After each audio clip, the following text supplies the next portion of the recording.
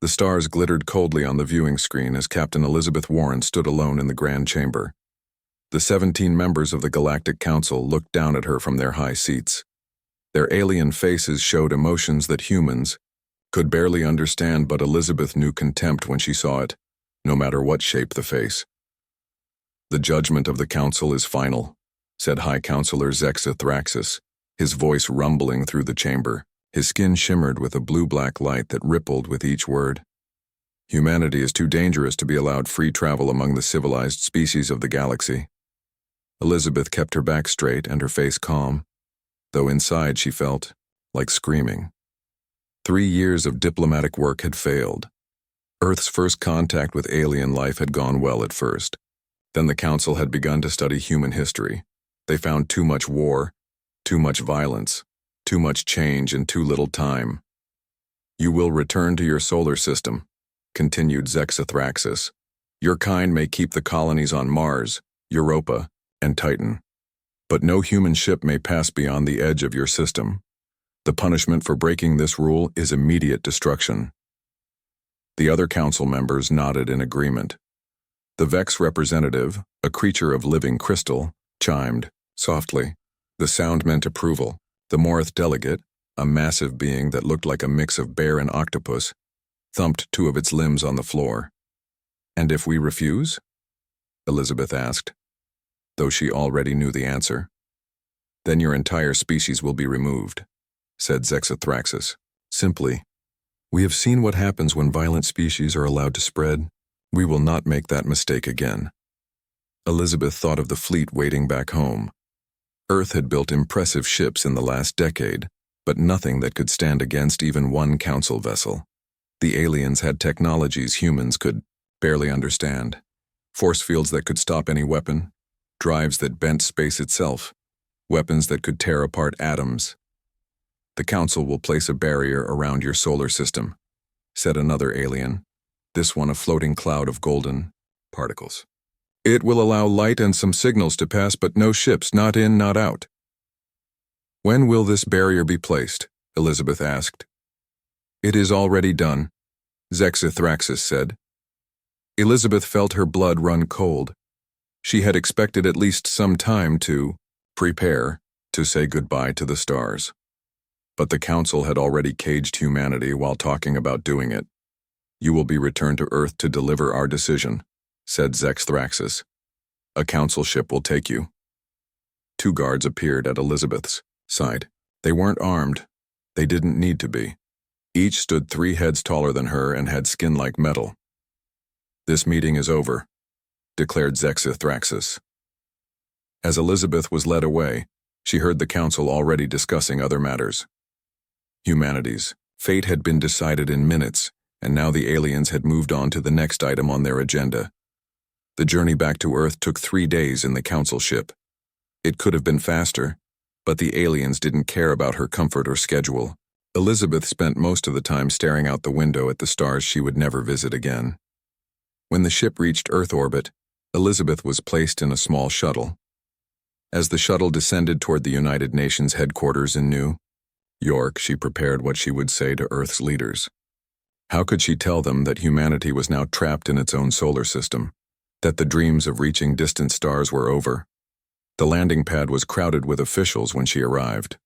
Admiral Paul Hayes stood at the front, his face grim. He'd known from her brief message that the news wasn't good. "They said no," Elizabeth said as soon as she stepped off the shuttle. "No point in delaying it." "How bad?" asked Paul. "Complete containment. We're restricted to our solar system. They've already put up some kind of barrier." The group of officials erupted in angry voices. Some shouted about fighting back. Others talked about trying more diplomacy. Paul raised his hand for silence. "Captain Warren needs to brief us properly, everyone to the war room." An hour later, Elizabeth had explained everything to the gathered leaders of Earth's nations and colonies. The room was quiet now. The anger had turned to fear and despair. "So that's it?" asked the president of the European Federation.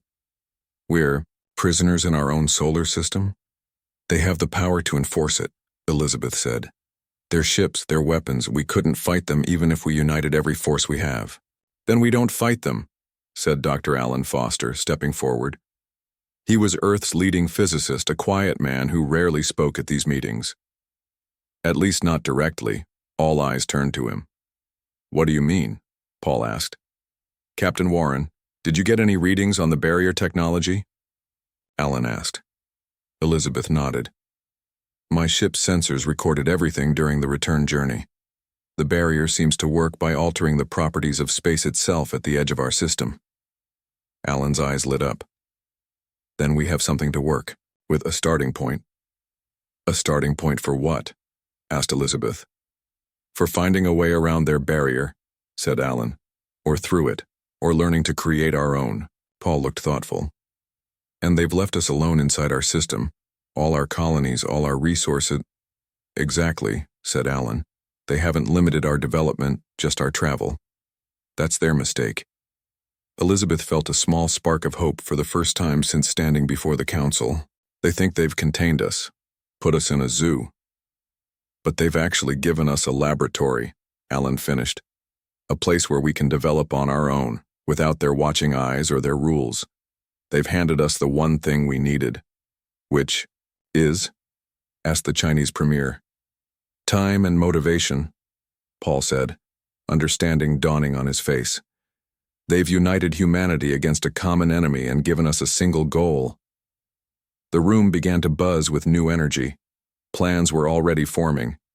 Research priorities, resource allocations, a new purpose for humanity.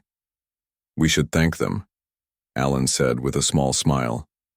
"In 50 years, they'll wish they just destroyed us when they had the chance." Elizabeth looked around at the determined faces. The council had judged humanity by its past. They had found humans violent, unpredictable, and dangerous.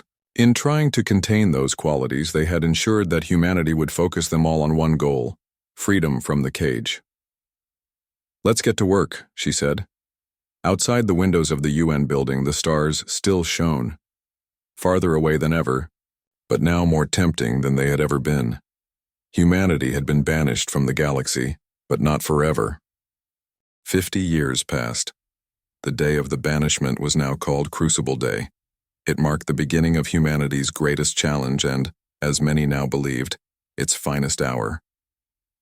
Susan Carter stood at the window of her office in the Advancement Initiative headquarters.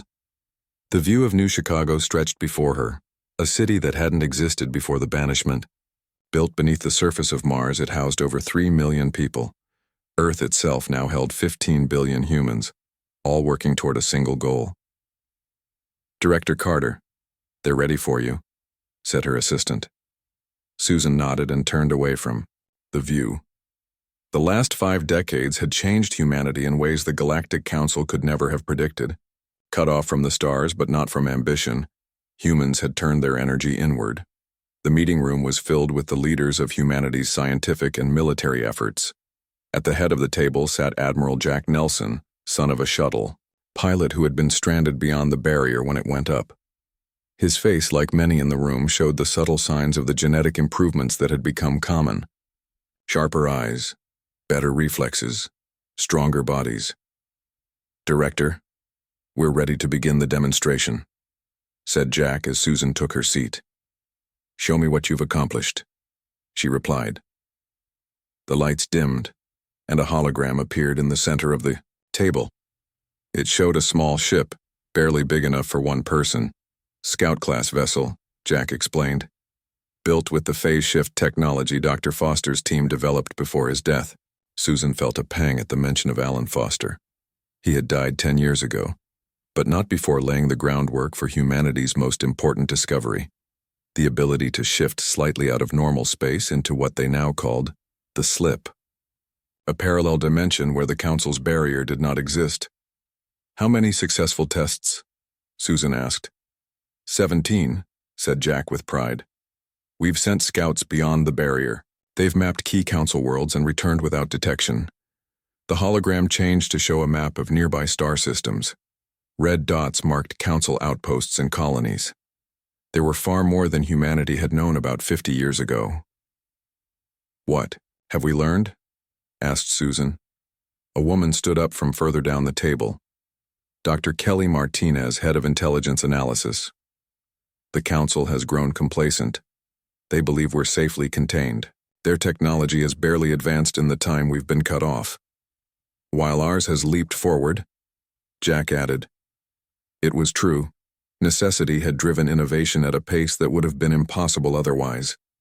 Quantum entanglement communications that worked instantly across any distance, matter-energy conversion that solved resource limitations, medical advances that extended human life to 200 years, and of course, the phase shift technology.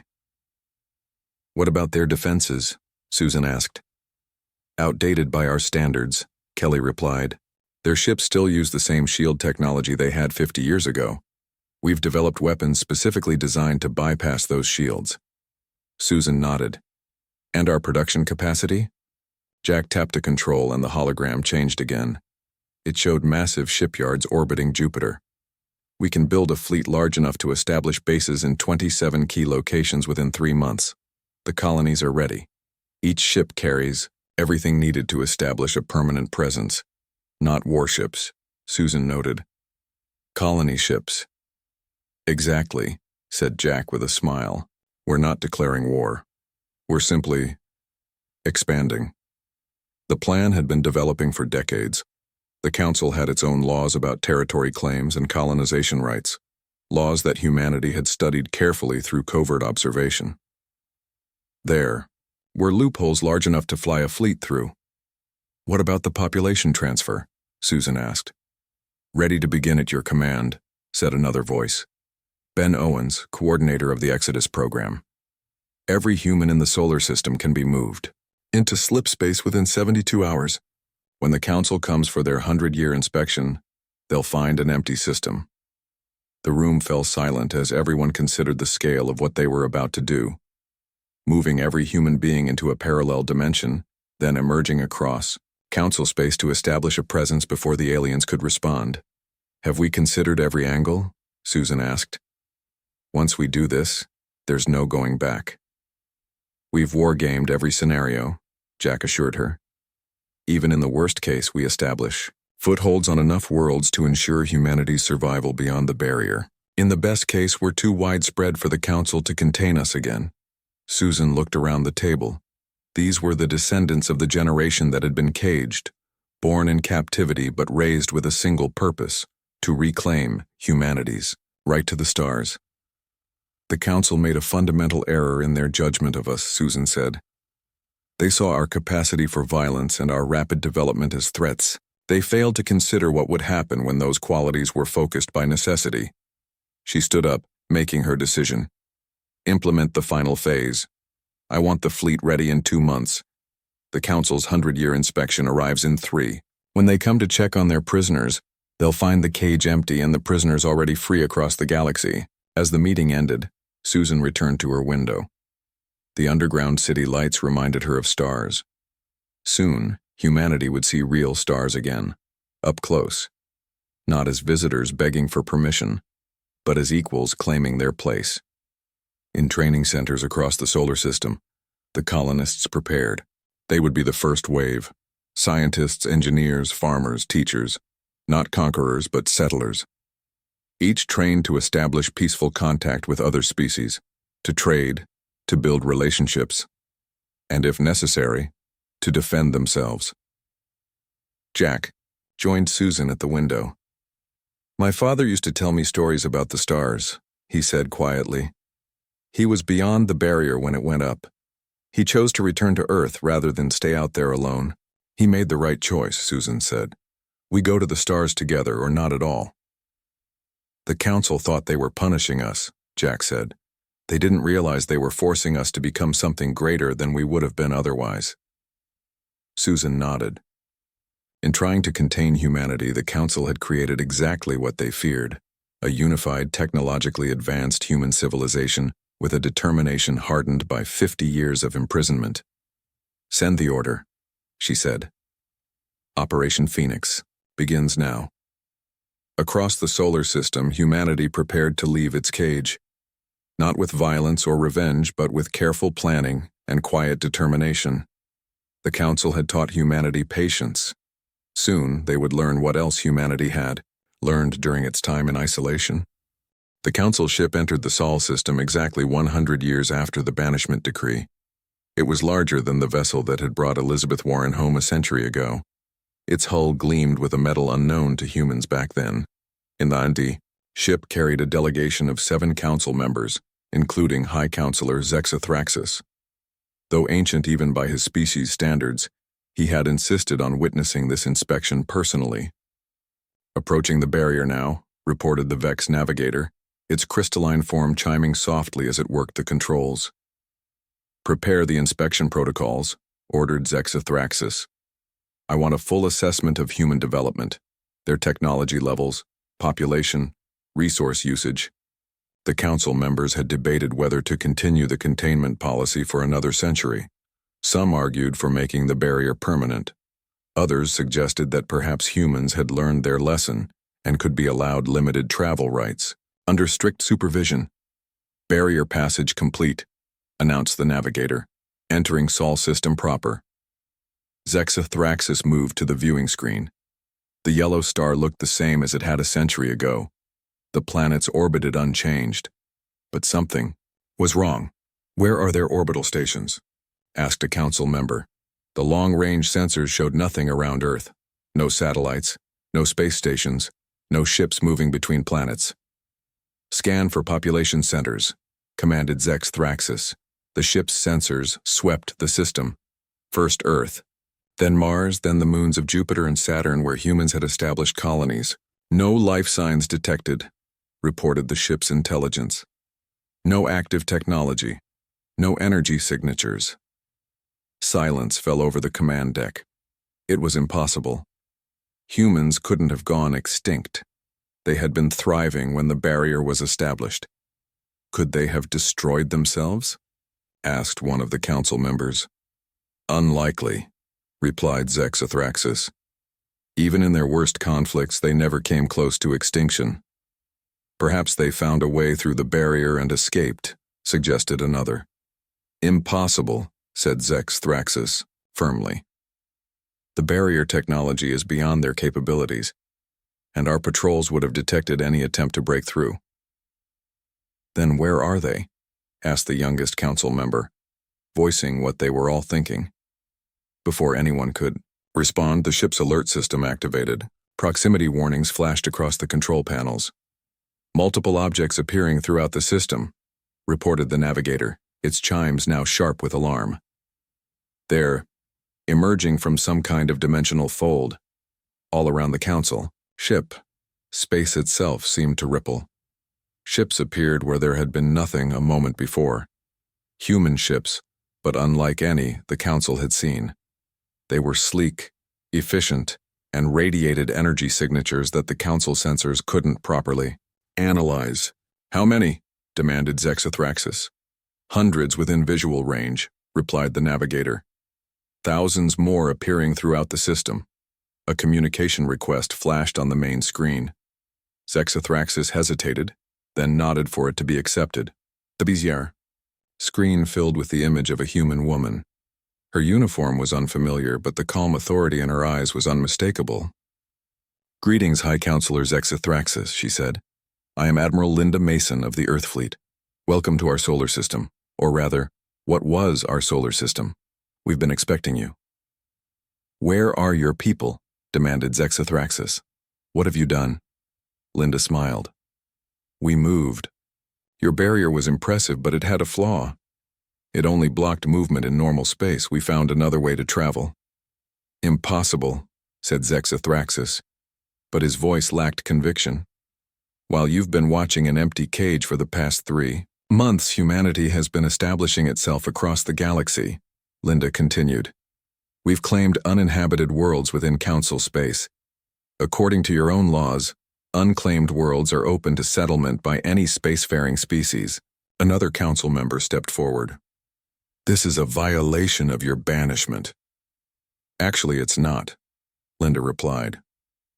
Your decree stated that no human ship could pass beyond the edge of our system. None did. We simply stepped sideways and emerged elsewhere. The implications were beginning to sink in. The council members looked at each other in growing alarm. "This is why we invited you here today," Linda continued. "To inform you that humanity has rejoined the galactic community, not as supplicants, but as equals." "The council will never accept this," said Zexathraxis. "The council has no choice," Linda replied. "We've studied your laws for a century. Everything we've done complies with them. We haven't fired a single shot. We haven't invaded any occupied world. We've simply claimed what was unclaimed and built what we needed." A new transmission joined the conversation. A human man appeared beside Linda's image. "I am Ambassador Gregory Daniels," he said. "At this moment I am addressing the emergency session of the Council on Centauri Prime. Human representatives are presenting our credentials to every major world in Council space." Zexathraxis stared in disbelief. "You've infiltrated the heart of Council territory." "Not infiltrated," corrected Gregory. "We've established legitimate diplomatic and trade missions. Your own laws protect such missions once established." "We've spent a century learning to live without you," Linda added. "Now you must learn to live with us." What happened next surprised even the humans. The youngest council member, a teller whose species resembled tall, slender humanoids with feathered crests, stepped forward. "I wish to speak," it said, its voice musical. "The humans have outmaneuvered us completely. They have found a way around our barrier. They have established legal claims to territories throughout our space. They have done all this without violating a single council law." The teller turned to Zexathraxis.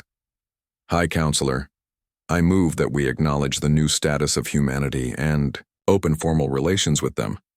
"That would be admitting defeat," said Zexathraxis stiffly. "It would be acknowledging reality," countered the teller. "The cage is empty, the prisoners are free, and they have proven themselves more than worthy of a place among the stars." Back on the human flagship, Linda watched the council members debate. Beside her stood Jack Nelson, now the commander of humanity's defense forces. "Will they fight?" he asked quietly. "They might," Linda replied. "But I don't think so. Their own laws trap them now, and they know we've surpassed them technologically." 100 years, Jack said thoughtfully. "They gave us 100 years to focus all our energy, all our resources, all our determination on a single goal. Freedom," said Linda. "And now, we have it," Jack replied. "Not given to us, but taken by our own efforts." The council ship remained motionless among the human fleet. Around it, thousands of Earth vessels moved into formation. Not threatening, but their message was clear. Humanity would never be caged again. Linda looked out at the stars beyond the viewing port. For a century, they had been a distant promise. Now they belonged to humanity as much as to any species in the galaxy. The exile was over. The journey was just beginning. 50 years had passed since Operation Phoenix. The galaxy had changed in ways that even the most optimistic humans hadn't imagined. What began as a daring breakout from confinement had evolved into something far more profound. Kara Williams stood on the observation deck of Harmony Station, watching ships from a dozen species dock and depart. The massive space station orbited a star at the crossroads of 3 major trade routes. Once, this had been a minor council outpost. Now it was the bustling heart of the Terran Cooperative. "Chancellor Williams," said a voice behind her. "The representatives have arrived." Kara turned to see her assistant, a young man named Eric. Unlike Kara, who had been born in the last days of Earth's confinement, Eric had never known a time when humans couldn't travel freely among the stars. "Thank you, Eric. I'll be there shortly." As Kara made her way to the meeting chamber, she reflected on the path that had brought humanity to this moment. After the breakout, many had expected war. The Council had threatened military action to force humans back into their cage, but the threat had proven empty. Human phase shift technology had revolutionized travel and trade throughout the galaxy. Human medical science had cured diseases that plagued Council species for generations. Human art and music spread like wildfire across worlds that had known only rigid traditions for thousands of years. The meeting chamber was filled with representatives from 37 species. Some were former council members who had broken away. Others were species that had been overlooked or suppressed by the council for centuries. Chancellor Williams greeted the Teller ambassador, bowing slightly. The same Teller who 50 years earlier had been the first council member to acknowledge humanity's right to freedom. Your vision continues to inspire us all. Not my vision, Kara corrected gently. Humanity's vision, a galaxy where cooperation replaces control. The Terran Cooperative had begun as a simple alliance between humans and a few friendly species. It had grown into an alternative to the Council, offering member worlds something the Council never had: true autonomy within a framework of mutual support. The Council's latest diplomatic note, said a Vex representative, its crystalline form reflecting light in patterns that expressed concern. They demand we cease expansion into the Orion sector. The Orion sector contains 16 habitable worlds, replied Kara calmly, all uninhabited. Under both Council law and cooperative charter, those worlds are open to settlement. They claim strategic importance, countered another representative. Strategic for what purpose? Asked Kara. Defense against whom? The cooperative threatens no one. The room fell silent. Everyone knew the Council's real concern. For 10,000 years, they had maintained control through restricted access to resources and technology. The cooperative shared both freely among its members. We will continue as planned, Kara decided. Any species wishing to establish colonies in the Orion sector may do so under cooperative protection. After the meeting, Kara was approached by an unexpected visitor. High Counselor Zexathraxis himself, now so ancient that his body required technological support to function. His once vibrant blue-black skin had faded to a dull gray. Chancellor Williams, he greeted her, his voice a shadow of its former strength. You extend your influence too far. The Council will not stand for it. Kara regarded the alien leader calmly. High Counselor, the cooperative doesn't seek conflict. We seek cooperation, even with the Council. Cooperation on your terms, Zexathraxis said bitterly. On equal terms, Kara corrected. The days when one group dictated to all others are over. Zexathraxis moved closer, his life support systems humming. You've destroyed everything we built, he accused. No, Kara said firmly. We've built something better on the foundation you tried to deny us. The Council maintained power by keeping species isolated, resources scarce, and technology restricted. We've shown that sharing creates abundance for all. Idealist nonsense, muttered Zexathraxis. Proven reality, countered Kara. In 50 years, cooperative worlds have seen their standards of living double. Disease has been reduced by 80%. Conflict between member species has disappeared entirely. The old alien seemed to shrink before her eyes. You used our own laws against us. We learned your laws during our confinement, Kara said. We studied your strengths and weaknesses, your technologies and traditions. When we emerged, we knew the galaxy better than you expected. In truth, the Council's decline had begun long before humanity's breakout. 10,000 years of unchallenged rule had made them complacent. Innovation had slowed to a crawl. Their once mighty fleet had become a ceremonial force rather than a fighting one. The Council has one path forward, Kara continued. Join the cooperative as equals. Bring your knowledge and history to our table. Surrender to humans? Zexathraxis sounded horrified. Not surrender. Collaboration. The cooperative isn't human-controlled. All member species have equal voice. A clever lie, said the High Counselor. A fundamental truth, Kara replied. Look around you. This station was designed by Teller architects. It's powered by Vex crystal technology. Its defense systems were created by the Morith. Humanity provided the vision and the opportunity, but the cooperative belongs to all its members. As if to prove her point, a group of school children entered the far end of the corridor, a mix of species learning together. Human children alongside young Teller, small Vex crystals floating in special containers, and others. This is what you fear, Kara said softly. Not human dominance, but a future where the old barriers between species fall away, where your authority is replaced by genuine cooperation. Zexathraxis watched the children pass. For a moment, something like doubt crossed his alien features. "The council has stood for 10,000 years, he said finally. "It will not fall because of human schemes." "It's already falling," Kara replied. "Not because of humanity, but because your people have seen a better way. 7 council worlds have petitioned to join the cooperative this year alone." She didn't mention the intelligence reports showing civil unrest on 12 other council worlds, or the fact that the council's once mighty economy was now dependent on trade with cooperative members. As Zexathraxis departed, Kara returned to the observation deck. The view of stars never failed to move her. Each point of light represented possibility, worlds to explore, species to meet, knowledge to share. Humanity had been banished from the stars. Now they had returned, not as conquerors but as connectors, building bridges between worlds and species that had been separated for millennia by the Council's policy of divide and rule. The Council's mistake had not been in fearing humanity's potential. Their mistake had been in trying to contain it. Like a star pressed too tightly, humanity had not been extinguished. It had exploded into something new and brilliant that was now transforming the galaxy. 200 years had passed since the day humanity was banished.